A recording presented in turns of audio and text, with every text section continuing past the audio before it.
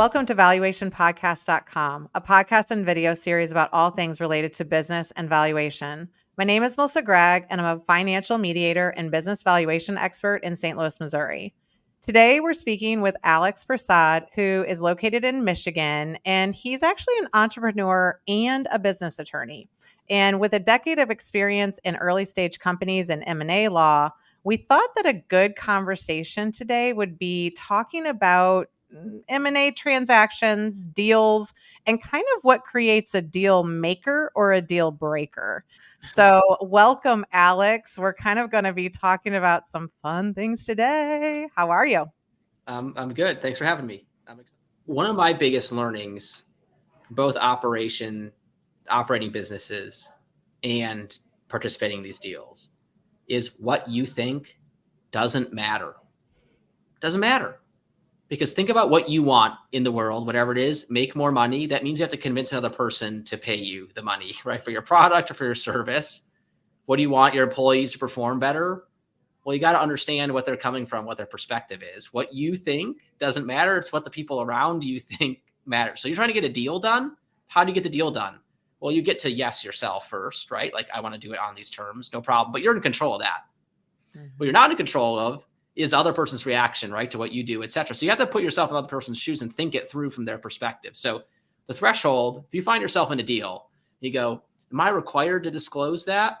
And you're reading the language with your lawyer and you're reading it. By the way, it's going to happen. It doesn't matter how honest you are. You shouldn't, disclose things that you don't need to. And don't get me wrong, right? Like, obviously, that's an important part of the analysis. But if you're getting to the splitting of the hair, and it depends on what point in the deal you are and how material it is, so there's lots of factors. But if you just ask yourself a simple question, would the other party want to know this? Like, would they want to be informed? What would their reaction be if they find out about it later? That's really should be your heuristic. And it sounds backwards that you would do things early in a deal phase or cycle that seem to threaten the deal the most, as in like disclosing something they think is scary, like wait till later when they're kind of convinced that they should do the deal. It's completely the opposite, because the possibility that you've blown up a ton of legal fees, Melissa, valuation, all these fees and expenses and time and effort, the same disclosure on day one is a lot different on day 100 or 90 or 60 or, 60, 90 days, generally speaking, right, from LOI to finish, even with financing. That it gets worse. Whatever the thing is, grows in size over time if it's known by you the whole time. You get to the last minute and you have a change of heart in something like you're discussing, Melissa, and you decide to disclose it. Like, that's a bombshell. It doesn't matter how small it started as. On day one, you say, hey, here's some things I don't really know if they're related. Are you aware of?